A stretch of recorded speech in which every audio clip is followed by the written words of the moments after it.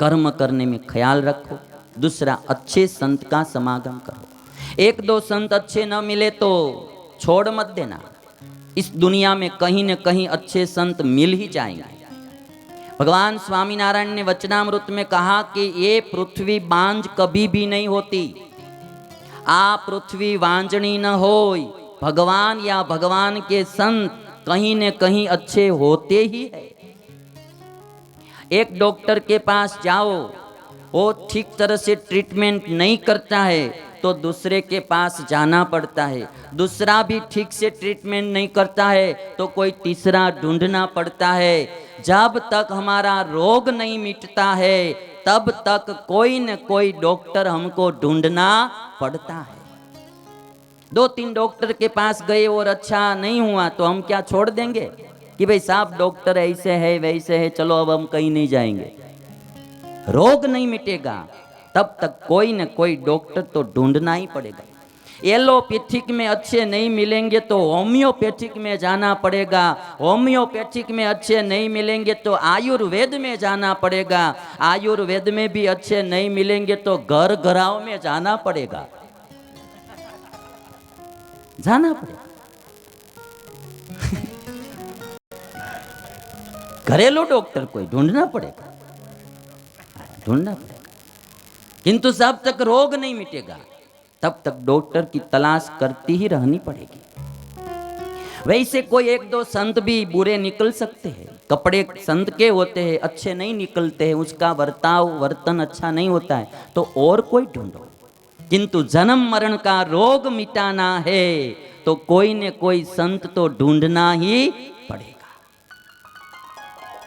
तो एक पहली बात, कर्म करने में ख्याल रखो, पाप कर्म न करो, पुण्य कर्म करो, वो भी ईश्वर की प्रसन्नता के लिए। और दूसरी बात, संत समागम करो। और तीसरी बात, ईश्वर की आराधना करो। आज युवानी होती है, युवानी का मद होता है, इसलिए कभी भगवान का मंदिर अच्छा नहीं लगता है, भगवान की पूजा अच्छी नहीं लगती है। किंतु इतना ख्याल रखो कि एक दिन वृद्धावस्था भी आएगी, मुंह में पूरे दांत नहीं होंगे, हाथ पूरा काम नहीं करता होगा, पैर ठीक से चल नहीं पाता होगा, परिवारजनों कोई पास में नहीं आते होंगे, सब ऐसे ही हमारा धिक्कारते होते। और तब ईश्वर की याद आएगी, तब देर हो गई होगी। इसीलिए ईश्वर की आराधना भी करो। स्वामीनारायण भगवान ने राजा से कहा किए हुए कर्म के फल तो भुगतने पड़ेंगे, फिर भी राजा यदि तुम कहते हो तो आओ। भगवान स्वामीनारायण ने एक बर्तन में पानी लिया, उसमें अपने दाहिने हाथ का अंगूठा का स्पर्श करवाया और कहा कि लो एक पानी पी लो, भगवान तुम्हारा अच्छा करेगा। और स्वामीनारायण भगवान ने राजा को पानी पिलाया और राजा का दर्द मिटाया। इसलिए मैं कहता हूँ कर्म की सच्चाई है किंतु कर्म पर भी ईश्वर का शासन है। आज कर्म तो राजा का दुखी होने का था, भगवान स्वामीनारायण ने कृपा की और उसका दर्द मिटा दिया। राजा प्रसन्न हुआ। स्वामीनारायण भगवान से कहते हैं कि आपको जो चाहिए सो मांग लो। तब स्वामीनारायण भगवान ने कहा कि मुझे तो कुछ नहीं चाहिए, किंतु आपने जो 500 साधुओं को कैद खाने में डाले हैं उनको छोड़ दीजिए। भगवान स्वामीनारायण ने दया करके उन सब साधुओं को जेल में से छुड़वाया। बाद में भगवान स्वामीनारायण आगे चले हैं, राजा का कल्याण करके भगवान आगे चले। रास्ते में एक विवेक सिद्ध मिला, बहुत अच्छा सिद्ध था, सबको अपना शिष्य बना रहा था। पहले अच्छा ब्राह्मण था, फिर खराब शास्त्रों के पठन से वो नास्तिक हो गया, पाप के मार्ग पर चल पड़ा। मांस खाता है, मदिरा का पान करता है, सिंदूर का यहाँ टीका लगाता है, हाथ में त्रिशूल रखता है और जो कोई साधु संत आते हैं उनको अपना शिष्य बना लेता है। स्वामीनारायण भगवान और इस साधु की जमात जब विवेक के पास आई तो विवेक ने एक आदमी को भेजा और कहा कि बोल दो उन सबको हमारे शिष्य बन जाए। आप लोगों को जैसे पुत्र की इच्छा रहती है वैसे हमारे वाले को शिष्यों की इच्छा रहती है। कागड़ा बधे कौआ, सब जगह पर काला ही होता है भाई। विवेक बोलता है कि मेरे शिष्य बन जाओ। और आदमी आया, स्वामीनारायण भगवान बैठे थे, पीछे सब साधु की जमात बैठी थी। और आदमी आकर बोल रहा है, जीने की आशा हो तो यहाँ से भाग जाओ या तो विवेक के शिष्य बन जाओ। सिद्धो जो साथ में संत थे ने सब वो डरने लगे और कांपने लगे। वर्णी ने कहा, डरो मत, वह विवेक तृण जैसा हमारा क्या बिगाड़ सकेगा।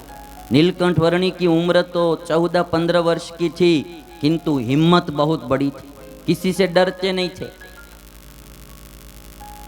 ब्राह्मण ने जाकर विवेक से कहा कि सब साधु शिष्य होने के लिए मान गए, किंतु एक छोटा सा 16 वर्ष का बालक है, वो नहीं मानता है। 16 वर्ष की वय है तेहा, सब सिद्धन में मुख्य है एहा। उम्र छोटी है किंतु सब सिद्ध में वो मुख्य है। 16 वर्ष की वय है तेहा, सब सिद्धन में मुख्य है एहा।